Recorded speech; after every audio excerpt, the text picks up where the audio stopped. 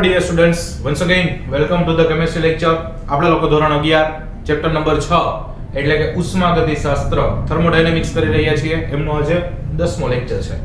Okay, last લેક્ચરમાં આપણે છેલ્લે એક ટોપિકની શરૂઆત કરી હતી, પણ એ આખું ક્વેશ્ચન આપણે કમ્પ્લીટ નતો કર્યો, રાઈટ? તો આજે એ આખો ક્વેશ્ચન ડિટેલમાં કરવાનો છે. ક્વેશ્ચન કંઈક આવો છે કે ઉષ્મા ક્ષમતા સમજાવી, વિશિષ્ટ ઉષ્મા ક્ષમતા અને મોલર ઉષ્મા ક્ષમતા સમજાવો.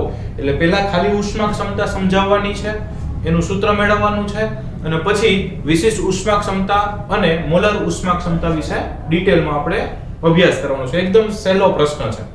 અચ્છા, ગઈકાલે લેક્ચરમાં આપણે ચર્ચા કરી ગયા એ પ્રમાણે આપણે એન્થાલ્પી ફેરફાર લેતા હતા. તો એન્થાલ્પી ફેરફારથી થતું હતું શું? તો કે એન્થાલ્પી ફેરફારથી માત્ર અચળ દબાણે થતા ઉષ્માના ફેરફાર ગણી શકાતા હતા, અચળ કદે થતા ઉષ્માના ફેરફાર ગણી શકાતા નતા. આવું કંઈક આપણે ચર્ચા કરી હતી કે ભાઈ એન્થાલ્પી હોય તો એન્થાલ્પી વડે અચળ દબાણે થતા ઉષ્માના ફેરફાર ગણી શકાય, માપી શકાય.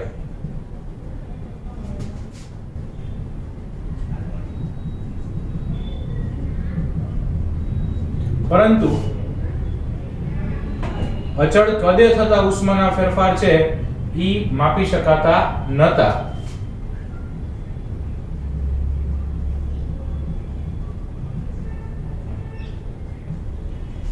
ઓકે, અચ્છા, તો એના માટે આપણે શું કર્યું? તો કે આપણે એક્ચ્યુઅલી ઉષ્માના ફેરફાર અને તાપમાન પછી અચળ કદે થતો હોય કે અચળ દબાણે થતો હોય, રાઈટ?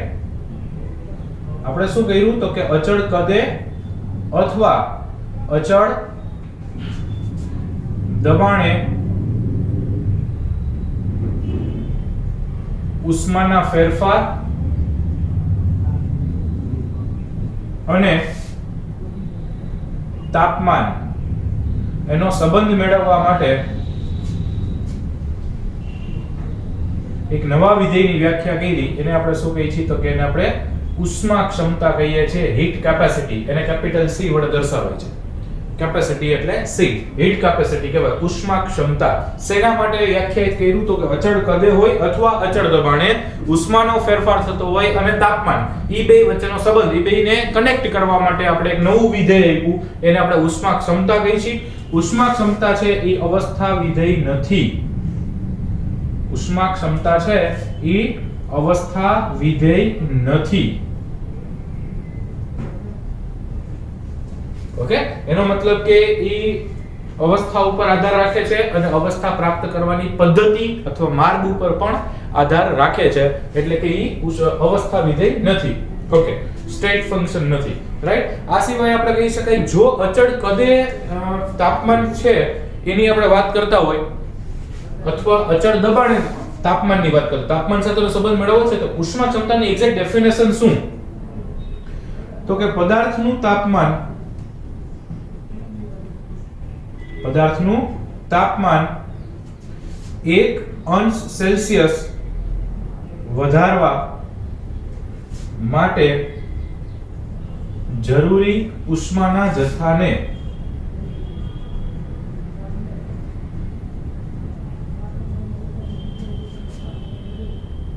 ઉષ્મા ક્ષમતા કહે છે.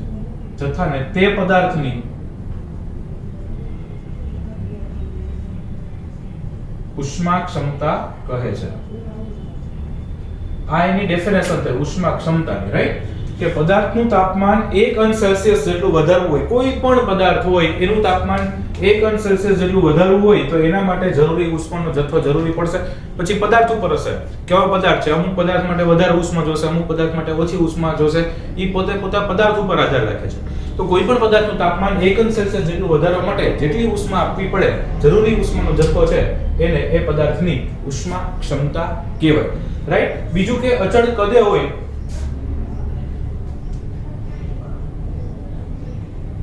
અચળ કદે પદાર્થનું તાપમાન 1 અંશ સેલ્સિયસ વધારતા હોય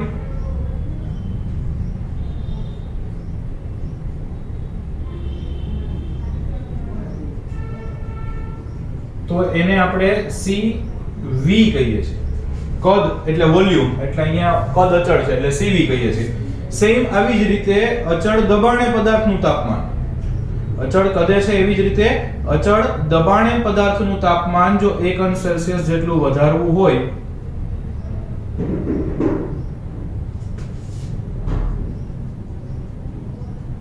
તો એને Cp તરીકે ઓળખાય છે.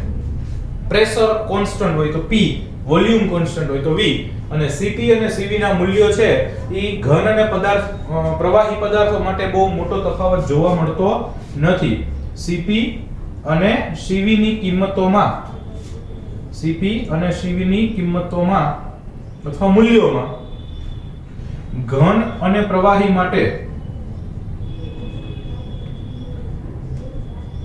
ખાસ તફાવત હોતો નથી, એટલે વધારે ડિફરન્સ ના હોય એમ. પરંતુ વાયુ પદાર્થ માટે અથવા વાયુમય પદાર્થ માટે મોટો તફાવત જોવા મળે છે.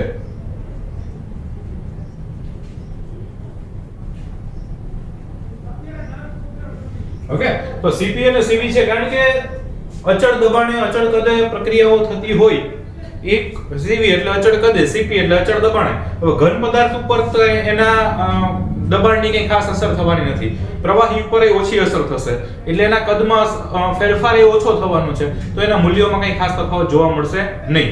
એટલે ઘન પ્રવાહી માટે તફાવત જોવા નથી મળતો, પણ વાયુ પદાર્થ છે એના માટે દબાણ છે એ ખૂબ અસર કરશે એના ઉપર, અને દબાણ અસર કરશે તો એના કદમાં પણ તફાવત જોવા મળશે. એટલે કે એના મૂલ્યો જે હશે Cp અને Cv ના, એ બંને વચ્ચે મોટો ડિફરન્સ જોવા મળશે વાયુ માટે. ઘન પ્રવાહી માટે કંઈ બહુ ખાસ હોતું નથી, રાઈટ? તો આ બેઝિક ચર્ચા થઈ ઉષ્મા ક્ષમતા, એને C વડે દર્શાવ્યું. અચળ કદે હોય તો એને Cv કહેવાય, અચળ દબાણે હોય તો એને Cp કહેવાય. ઓકે, અને એની એક્ઝેક્ટ ડેફિનેશન શું? તો કે કોઈ પણ પદાર્થ છે એમનું તાપમાન 1 અંશ સેલ્સિયસ જેટલું વધારવું હોય તો એના માટે જરૂરી ઉષ્માના જથ્થાને શું કહેવાય? તો કે તે પદાર્થની ઉષ્મા ક્ષમતા કહેવાય. હવે આપણે કોઈ એક નમૂનો લઈને એની ચર્ચા કરીએ.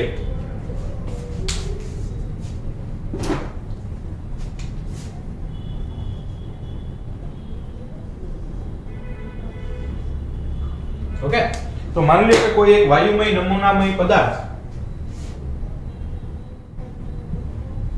નમૂનારૂપ વાયુમય પદાર્થ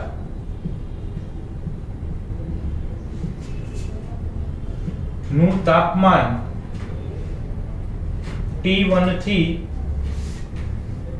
T2 થાય છે, ઉષ્મા Q હોય,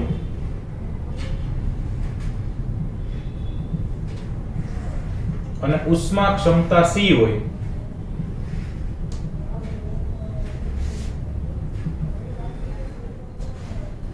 નમૂનારૂપ વાયુમય પદાર્થનું તાપમાન T1 થી T2 થાય છે, ઉષ્મા Q છે અને ઉષ્મા ક્ષમતા C હોય, તો એના માટે આપણે સૂત્ર શું લખી શકીએ? તો કે એના માટે થાય Q = C T2 - T1.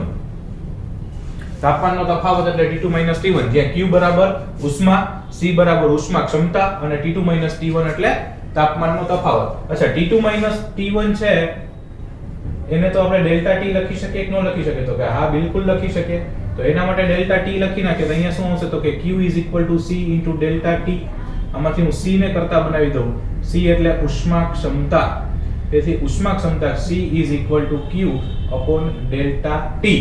C = Q delta T, ઉષ્મા ક્ષમતા C. અને એટલે શું સૂત્ર મળ્યું? તો કે આના ઉપરથી આને શબ્દોમાં લખીએ તો શું મળ્યું? તો કે ઉષ્મા ક્ષમતા C = શોષાતી ઉષ્મા. Q એટલે ઉષ્મા, ઉષ્મા એટલે શોષાતી ઉષ્મા જ હોય, કારણ કે તમારે તાપમાન 1 અંશ સેલ્સિયસ વધારવું છે, અને તાપમાન વધારવું હોય તો ઉષ્મા આપવી જ પડશે. એટલે કે શોષાતી ઉષ્મા અને છેદમાં તાપમાનનો તફાવત. શોષાતી ઉષ્માના છેદમાં તાપમાનનો તફાવત. આ થઈ ગયું ઉષ્મા ક્ષમતાનું સૂત્ર. પણ આ ખાલી ઉષ્મા ક્ષમતા છે. હજી આપણે આના માટે વિશિષ્ટ ઉષ્મા ક્ષમતા અને મોલર ઉષ્મા ક્ષમતા છે એ મેળવવી છે, રાઈટ? બીજી એક વસ્તુ કે અહીંયા આગળ ઉષ્મા ક્ષમતા છે એ માત્રા ઉપર આધાર રાખે છે, અને એટલે આ ઉષ્મા ક્ષમતા છે એ માત્રાત્મક ગુણધર્મ છે એવું કહી શકાય. ઉષ્મા ક્ષમતા છે એ કેવો ગુણધર્મ છે? તો કે માત્રાત્મક ગુણધર્મ છે.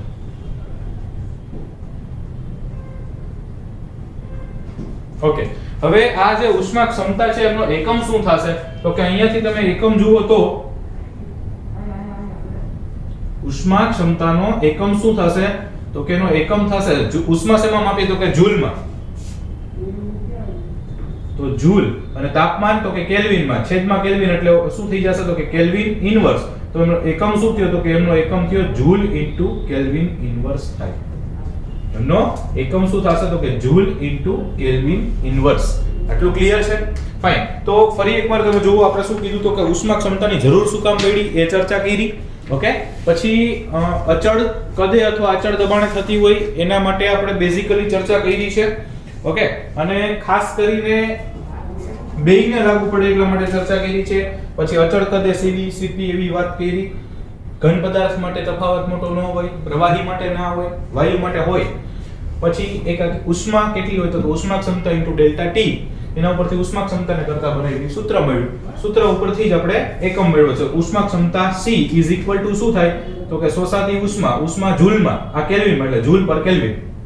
ઓકે, ઓકે, હવે આપણે ચર્ચા કરવાની છે વિશિષ્ટ ઉષ્મા ક્ષમતા અને મોલર ઉષ્મા ક્ષમતાની. રાઈટ? તો જોઈએ વિશિષ્ટ ઉષ્મા ક્ષમતા કોને કહેવાય અને મોલર. આટલું આઈ થિંક લખાઈ ગયું છે, તમને આપનો મટીરીયલ પણ છે. બરાબર, મટીરીયલ છે છતાંય આપણે આપણી ફેરબુક જે બનાવી છે એમાં લખવાનું છે.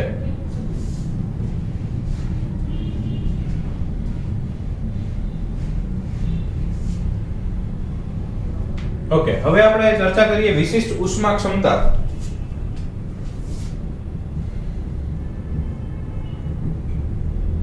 વિશિષ્ટ ઉષ્મા ક્ષમતાને ઇંગ્લિશમાં કહેવાય સ્પેસિફિક હીટ કેપેસિટી. વિશિષ્ટ ઉષ્મા ક્ષમતા એટલે સ્પેસિફિક હીટ કેપેસિટી. એની ડેફિનેશન શું આપી શકાય તો કે 1 ગ્રામ પદાર્થનું તાપમાન. શું આપી શકાય? 1 ગ્રામ પદાર્થનું તાપમાન 1 અંશ સેલ્સિયસ વધારવા માટે જરૂરી ઉષ્માના જથ્થાને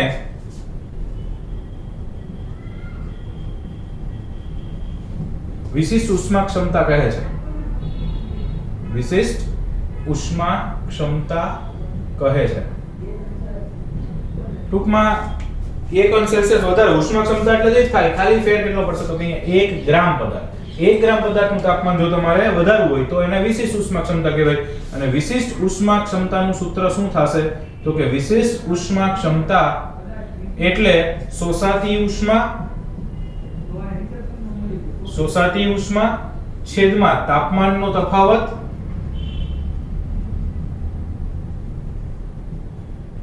એને ગુણ્યા પદાર્થનું વજન ગ્રામમાં.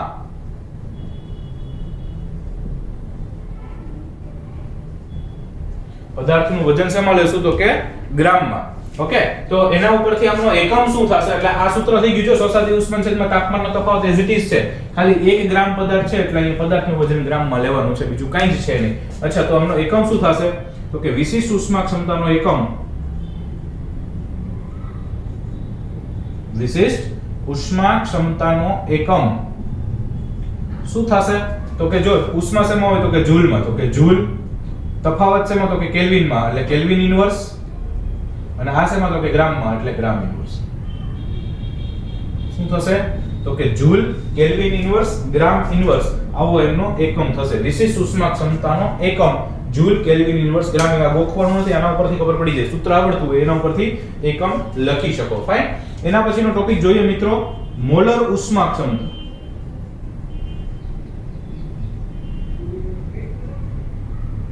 અચ્છા, મોલર ઉષ્મા ક્ષમતાની ડેફિનેશન શું આપું તો કે તમે જો થોડુંક વિચારો તો તમે ઓલરેડી તમે પોતે જ કહી શકો સર આને મોલર ઉષ્મા કોને કહેવાય તો કે 1 મોલ પદાર્થનું તાપમાન.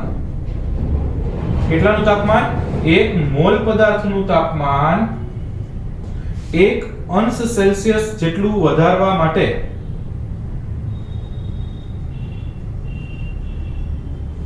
જરૂરી ઉષ્માના જથ્થાને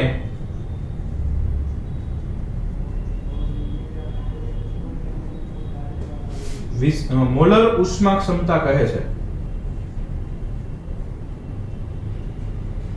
શું કહેશો એને? મોલર ઉષ્મા ક્ષમતા. 1 મોલ પદાર્થનું તાપમાન વધારવું હોય તો એને મોલર ઉષ્મા ક્ષમતા કહેવાય. 1 ગ્રામનું વધારવું હોય તો એને વિશેષ ઉષ્મા ક્ષમતા કહેવાય. અને કઈ ચોખવટ ના કરી હોય તો એને ઉષ્મા ક્ષમતા કહેવાય. રાઈટ? તો અહીંયાથી મોલર ઉષ્મા ક્ષમતાનું સૂત્ર શું મેળવી શકાશે તો કે મોલર ઉષ્મા ક્ષમતા ઇઝ ઇક્વલ ટુ શું થશે તો કે શોષાતી ઉષ્મા યસ છેદમાં તો કે તાપમાનનો તફાવત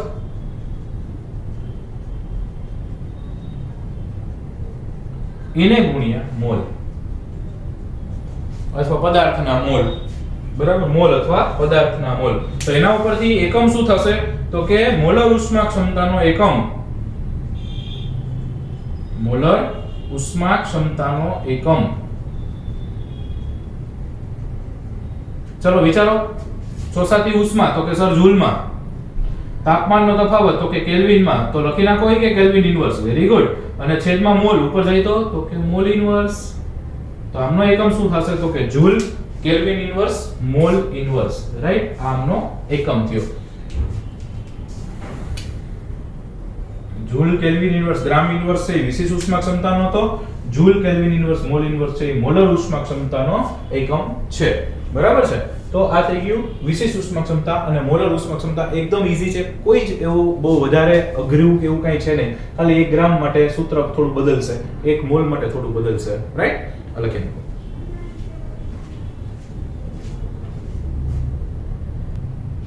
ઓકે મિત્રો, નેક્સ્ટ ક્વેશ્ચન છે સીપી અને સીવી વચ્ચેનો સંબંધ તારવો. 2 અથવા 3 માર્કમાં પૂછાવા માટે અગત્યનો એટલે કે આઈએમપી ક્વેશ્ચન કહી શકાય. ઓકે, હવે સીપી અને સીવી વચ્ચેનો સંબંધ મેળવવાનો છે. સીપી સીવી શું છે પહેલા ખ્યાલ છે તો કે હા સર, સીપી એટલે અચળ દબાણે ઉષ્મા ક્ષમતા અને સીવી એટલે અચળ કદે ઉષ્મા ક્ષમતા. Very good. ચલો હવે એક પછી એક લઈએ, બરાબર. તો અચળ દબાણે થતા તાપમાનના ફેરફાર માટે સીવી, તો પહેલા આપણે અચળ દબાણ વાળી જ લઈ લઈએ. ઓકે, તો એના માટે કહી શકાય અચળ દબાણે થતા તાપમાનના ફેરફાર માટે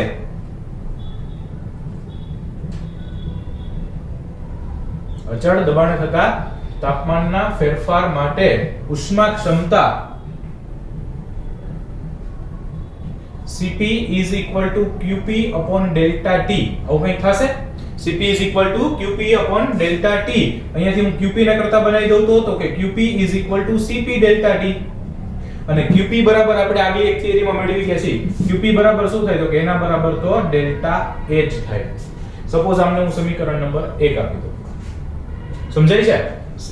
અહીંયા ખાલી Qp ને કરતા બનાવ્યા એટલે Cp delta T થયું. પણ Qp બરાબર એટલે કે અચળ દબાણ થતો ઉષ્માનો ફેરફાર કેટલો હોય તો કે એન્થાલ્પીના ફેરફાર જેટલો હોય. આગલી થિયરી અહીંયા કનેક્ટ થઈ છે.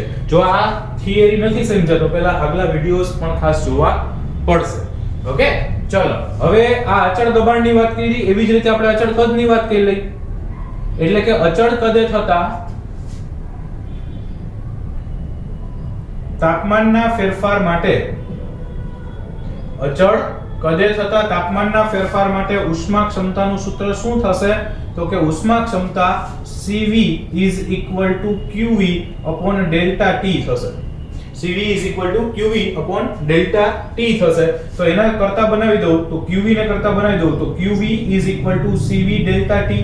તો કે યસ, પણ આપણે આગલી થિયરીમાં ભણ્યા એ પ્રમાણે Qv શું હોય તો કે Qv તો સર ડેલ્ટા U હોય. એટલે કે અચળ કદે થતો ઉષ્માનો ફેરફાર કેટલો હોય તો કે એમાં થતા આંતરિક ઊર્જાના ફેરફાર જેટલો હોય છે. આ બંને થિયરીઓ આપણે ઓલરેડી આગળ ભણી ગયા છીએ. ઓકે, તો એક આટલી આપણને ખબર પડી છે. હવે 1 મોલ આદર્શ વાયુ માટે આપણે ડેલ્ટા H વાળું એક સૂત્ર મેળવ્યું છે. 1 મોલ આદર્શ વાયુ માટે ડેલ્ટા H નું સૂત્ર શું મેળવ્યું છે તો કે delta H is equal to delta U plus delta PV. આવું કંઈક સમીકરણ આપણે મેળવ્યું હતું તો કે હા, delta H is equal to delta U plus delta PV. Okay, હવે 1 મોલ છે, 1 મોલ માટે હું PV બરાબર nRT ઉપરથી શું લખી શકાય તો કે PV બરાબર nRT પરથી PV બરાબર RT લખી શકાય. કેમ થોડું હાલે કઈ તો કે હાલે જ ને, કારણ કે n એટલે મોલ, મોલની સંખ્યા કેટલી મૂકી દઉં 1, તો અહીંયા n ની સંખ્યા 1 મૂકી દઉં તો શું વધશે તો કે તો વધશે PV is equal to RT. તો કે હા, તો અહીંયા હું આ સૂત્રમાં કિંમત મૂકું તો કે તો કંઈક આવું મળશે કે delta H is equal to delta U plus delta RT. Okay, delta H ની કિંમત શું છે તો કે Cp ડેલ્ટા T બધી કિંમતો મૂકીએ તો આપણને મળશે કંઈક આવું.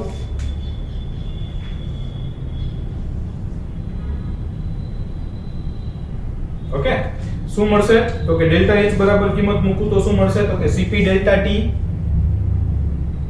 is equal to delta U. Delta U એટલે શું છે તો કે Cv delta T plus delta RT છે. હવે એમાંથી ડેલ્ટા RT હોય તો કેમ, તો કે R delta T T delta R, પણ R ની કિંમત તો અચળ હોય એટલે એમાંથી હું R ને અચળ બહાર કાઢી નાખું તો શું બચશે, તો કે R ડેલ્ટા T. આટલું સમજાણું? ડેલ્ટા H એટલે CP delta T, delta U એટલે CV ડેલ્ટા T, અહીંયા R અચળ હોય એટલે બહાર કાઢી નાખું તો delta T, R delta T. અચ્છા, હવે આના ઉપરથી શું થાય, તો કે આના ઉપરથી કંઈક આવું કહી શકાય, CP delta T CP is equal to, આ બેમાં શું, તો કે એમાંથી ડેલ્ટા T કોમન છે તો CV R into delta T, અને આમનો ડેલ્ટા T ને હું છેદમાં જવા દઉં, ગુણાકારમાં છે તો આરામથી જતું રહેશે. તો CP is equal to CV R delta T. Again સમજાવું શું કર્યું, આના ડેલ્ટા T ને છેદમાં જવા દીધા, અહીંયા ડેલ્ટા T બેયમાં હતા એટલે એમાંથી મેં કોમન કાઢી લીધા, તો અહીંયા શું વધ્યું, તો કે CV, અહીંયા શું વધ્યું, તો કે R, તો CV R into delta T છેદમાં ડેલ્ટા T ગાય. ઓકે, તો શું વધ્યું, તો કે CP is equal to CV R, એટલે કે CP CV બરાબર R. CP CV બરાબર R. આ જ થઈ ગયો CP અને CV વચ્ચેનો સંબંધ. શું મળ્યું, આ CP અને CV વચ્ચેનો સંબંધ. CP CV બરાબર R. એનો બીજો એક મતલબ એવો થાય ને કે CP અને CV નો તફાવત છે કેવો હોય, તો કે અચળ હોય. CP અને CV નો તફાવત, માઈનસ એટલે તફાવત હોય, કેવો હોય, તો કે R હોય. R એટલે તો કે અચળ. અને બીજું આવી જ રીતે CP અને CV નો ગુણોત્તર મેળવી શકાય. એનો ગુણોત્તર પણ અચળ મળશે, એટલે CP CV is equal to gamma. શું છે આ, તો કે gamma વડે દર્શાવી શકાય. ઓકે, તો CP CV બરાબર gamma. અને આદર્શ વાયુ જે છે, આદર્શ વાયુ છે એના માટે gamma બરાબર 1.4. એના માટે gamma ની કિંમત કેટલી છે, 1.4 મળે આદર્શ વાયુ માટે. ઓકે, તો આ થઈ ગયું CP અને CV વચ્ચેનો સંબંધ. પહેલા CP ની ચર્ચા કરી, એના ઉપરથી QP ને કરતા બનાવી ડેલ્ટા H. CV ની ચર્ચા કરી, એમાંથી QV ને કરતા બનાવી ડેલ્ટા U. પછી આપણે જે સમીકરણ મેળવ્યું તો delta H is equal to delta U plus delta PV. એમાં કિંમતો મૂકી, PV બરાબર RT મૂક્યું કારણ કે n બરાબર 1 છે, મોલ 1 છે. ઓકે, બસ પછી કિંમતો મૂકી છે અને સાદું રૂપ આપી સરસ મજાનો સંબંધ CP CV બરાબર R મેળવ્યા. અને જો ગુણોત્તર મેળવો તો CP CV બરાબર gamma મળશે. and for the ideal case the value of the gamma will be 1.4. આદર્શ વાયુ માટે gamma ની કિંમત 1.4 મળશે. રાઈટ, આજ પૂરતું એટલું, બાકીનું નેક્સ્ટ ટાઈમ. Thank you.